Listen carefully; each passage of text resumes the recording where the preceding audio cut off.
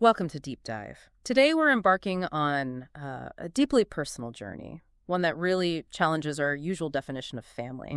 We're going to explore how connection and support, well, they don't always come in those traditional packages, Right. and how true belonging can actually be forged in the most unexpected places. Our mission here in this deep dive is to try and uncover some profound insights about human connection through one person's really remarkable life story. It's a fascinating look, actually. It shows how that human need for connection that isn't just limited by bloodlines or the usual structures we think of. Exactly. We'll see how someone navigated life without what you'd call a typical family unit. The unique challenges they faced and the truly remarkable ways they built their own quite intricate support systems. Yeah. That really speaks to the adaptable nature of the human spirit, I think. So let's unpack this for you. We're following the story of someone who, right from a very young age, had a pretty unconventional experience of family, like right from the start. Their biological parents divorced when they were just 2 years old. That kind of set the stage for a life without their natal father being present. And that immediately highlights how, well, fluid the whole concept of a father figure can be, doesn't it? It really does. In this particular story, the first really profound paternal relationship wasn't biological at all. It was with the grandfather. It speaks to that immediate human need for a consistent, guiding presence. Exactly. So our storyteller, they were raised in their grandparents' home, and their grandfather quickly became this powerful, really inspiring figure. Right. He was described as a true gentleman who commanded respect, not just within the family, but like throughout the community. A real leader, the alpha male of the family, as they put it. And what's truly compelling there is how that grandfather provided such a clear, lived model of leadership. Yeah, by example. Exactly. He wasn't just some distant authority figure. He actively shaped this young person's earliest understanding of responsibility, influence, and integrity, just by being himself. That early imprint sounds incredibly powerful for development. Well, foundational. Absolutely. Okay, and here's where the plot thickens a bit. Years later, our subject is living abroad, and they receive the news of their grandfather's passing. Oh, wow. It happened during a trip with their mother back in 2014. They were in Quebec, and ironically, it was during that huge World Cup soccer match where James Rodriguez scored that incredible goal. I remember that goal. So in the middle of all that excitement. Yes, and they had to maintain a complete poker face to spare their mother, you see. They waited for the right moment to share the news because they were touring this city she'd always wanted to visit. Wow. That moment, it just underscores an immense emotional burden, doesn't it? Totally. To get that kind of shattering news and then immediately have to switch into being the emotional protector for their mother. It speaks to a kind of premature sense of responsibility, almost like being, like our storyteller described it, thrust into a parental role without preparation or anesthesia. Yeah, that's a powerful way to put it. A heavy weight for anyone. Especially someone still finding their own path. Absolutely. But, they navigated that grief together. The news was finally shared while they were watching the game on a boat with Quebec's skyline in the background. Okay. And surprisingly, they actually sort of celebrated the grandfather's life right then and there, over that soccer game and some beers, finding comfort and commemoration even in that profound loss. Colombia won that game 2-0 against Uruguay, if you recall. It's just a powerful illustration of how people can find connection, that shared solace, even right in the middle of sorrow. It really is a testament to finding connection anywhere. So the grandfather was the first really significant father figure, but then when our storyteller was 8 years old, their biological father, who'd been completely absent since they were 2, suddenly reappeared. Ah, okay. This kind of sudden reentry, that can be incredibly disorienting for a child. You'd imagine. Yeah.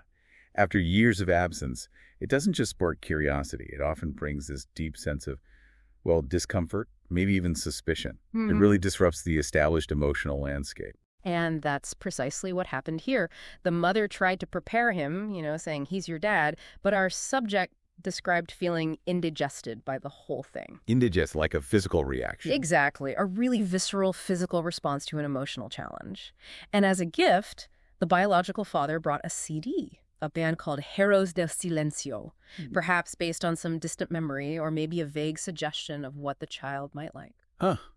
It's fascinating how the body often reacts before the mind can even process these complex emotions. Yeah. That migraine you mentioned, severe enough to need a hospital visit. Yeah. It just speaks volumes about the internal conflict, the stress this sudden, unfamiliar presence triggered.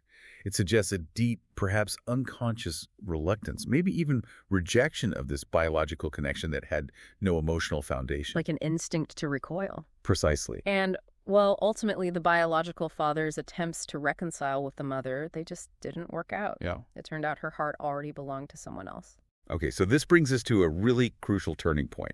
And it perfectly illustrates the power of chosen family, doesn't it? It does.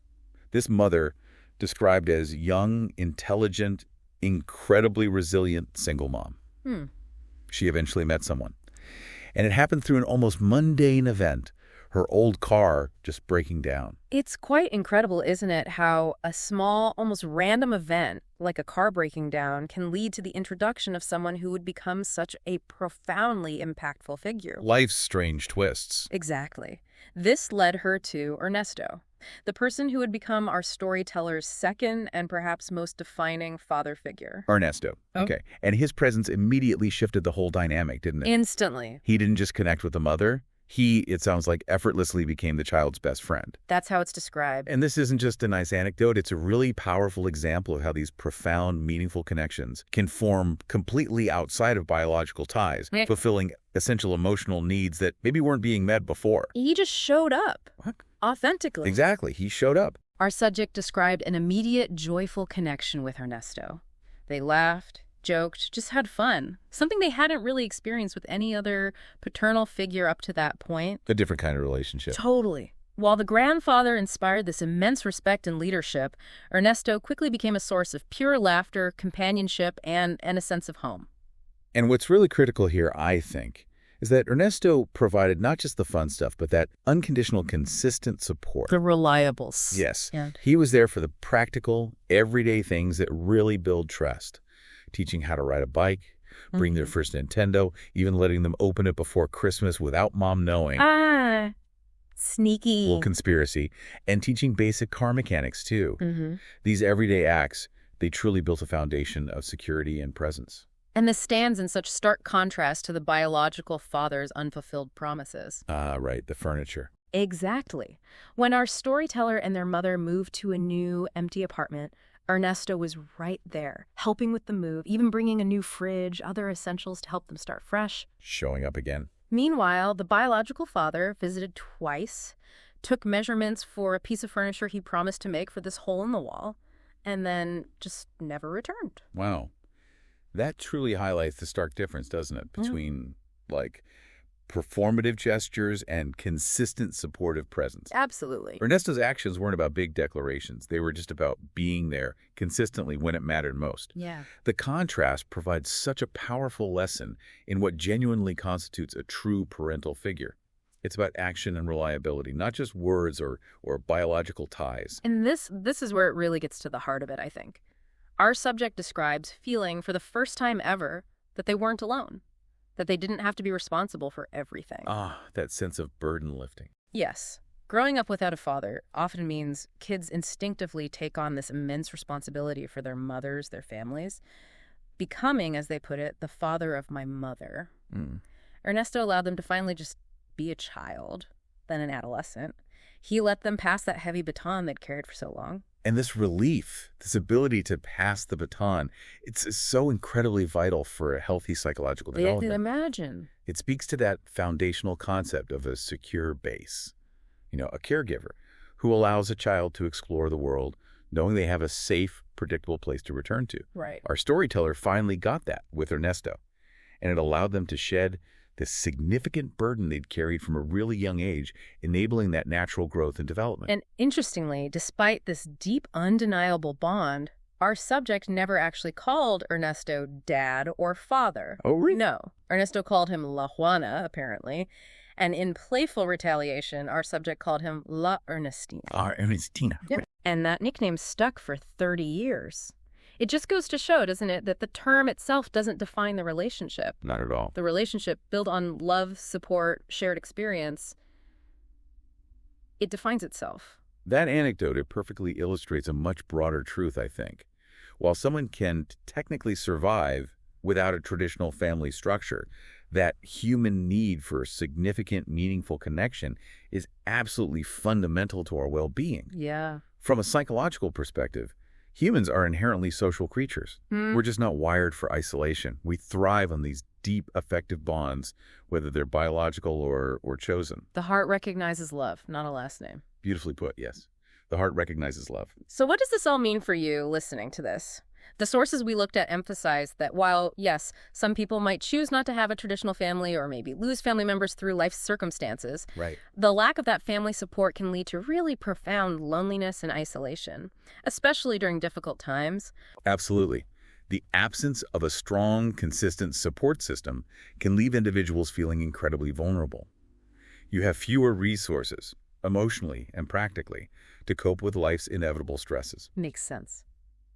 And it can severely impact mental health, dramatically increasing the risk of depression and anxiety, leading to this pervasive sense of emptiness sometimes. It's serious. It really is. In fact, there's some compelling research suggesting chronic loneliness is as detrimental to your physical health as smoking, say, 15 cigarettes a day. Wow, that much. Yeah.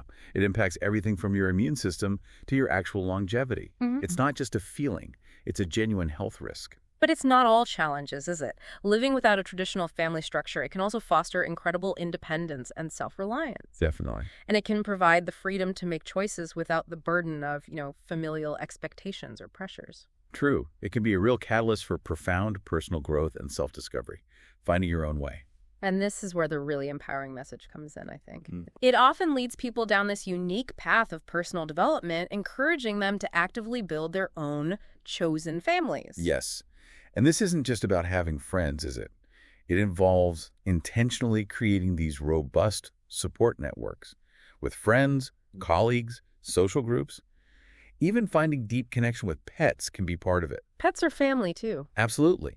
These relationships consciously fulfill that essential need for both emotional and practical support. Right. And for those out there who might be seeking connection, spaces like volunteer groups or clubs, shared interest groups, they can be incredible avenues to find your tribe, to find belonging without judgment. So the core message from that psychological perspective seems crystal clear. Yeah. You can survive without a biological family, sure, but you simply cannot truly thrive without love, genuine connection, and someone who genuinely sees and hears you. That's the essence of it. And this raises an important point for anyone listening who might feel like they have no one right now. Yeah. While that feeling is intensely painful, it's crucial to remember it's not necessarily a definitive or permanent state. It's about acknowledging that reality, accepting it without self-judgment, cultivating self-compassion. Being kind to yourself. Exactly. And then actively seeking out spaces and opportunities to build those connections. It's an active process, really, of self-care and community building. Which brings us back kind of full circle to our storyteller's journey, which culminated in another profound, yet in a way, illuminating loss. Okay. 8 years after losing his grandfather, and many years after that brief, unsettling return of his biological father, Ernesto passed away, suddenly. Oh, no. Not Ernesto. Yeah. Our storyteller was out of the country when he got the call, dropped everything, rushed back to be with his mother in Bogota. That rapid succession of losses. First the grandfather, then this figure who became everything. The key paternal figures, yeah. Especially in such a relatively short span of time, that must have been incredibly challenging, triggering waves of deep grief, a profound sense of emptiness, I imagine. It's undeniable. But that immediate impulse to rush back to his mother in Bogota, it vividly demonstrates the enduring power of those chosen family bonds, doesn't it? It really does. It proves that connection overrides even immense grief. And this is where the narrative pivots to something I found truly profound. Yeah. Our storyteller describes this third period of loss as losing the only father he had left, which makes sense. Yet in reflection, he identifies a third father, not a new person, but the distilled essence, the lessons learned from each of these men. Ah, that's a beautiful reframing. Loss into legacy. Exactly. He explicitly talks about learning valuable lessons even from his biological father, almost like a mirror, to understand what not to do in life, how to avoid irresponsibility. Learning from the negative example, too. Right. But he emphasizes the most profound and formative lessons, the real blueprint for living that came from Ernesto. Of course. He describes Ernesto as the most generous, humble, and kind person he knew. Someone who just never complained, who consistently made people feel good, who wore the same old clothes until they practically fell apart because he valued people way more than possessions. Ernesto always wanted to make others happy, always felt he was fine, even through his own struggles.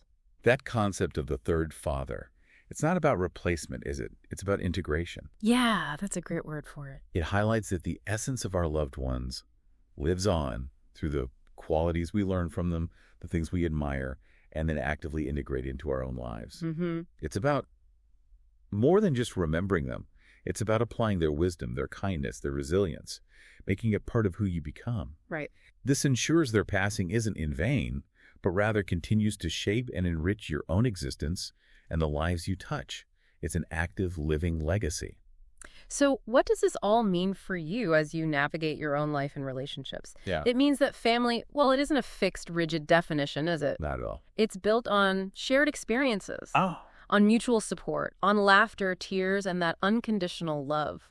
It's about the people who truly show up for you, the ones who carry you through life, no matter how heavy that burden might sometimes become. The ones who stick around. Exactly. And it reminds us that ultimately the material things, the money, the fleeting beauty, none of that fits in the coffin, does it? Nope. Only the connections and the love we give and receive truly endure. It powerfully reinforces that our time here is limited, and the most valuable things we cultivate are definitely not material possessions. They're the profound connections we forge and the lessons we learn from the people who become our chosen family. Their spirit lives on. It truly does. Not Yeah. just in memory, but as long as we remember and actively apply their best qualities in our own lives, building our own unique legacies, informed by theirs. This deep dive, it truly reminds us that human connection is, well, it's an essential need. It's not a luxury. Absolutely fundamental. Whether it comes through blood ties or through these incredible, resilient, chosen bonds we form, having someone who truly sees you, hears you, and cares for you can fundamentally transform your life. It's such a powerful lesson in resilience, adaptation, and the enduring, transformative power of love in all its forms. It profoundly proves that you can absolutely thrive without a traditional family structure as long as you bravely build, or allow yourself to find, a network of meaningful connections that truly nourish your spirit. Thank you so much for listening. We look forward to our next episode.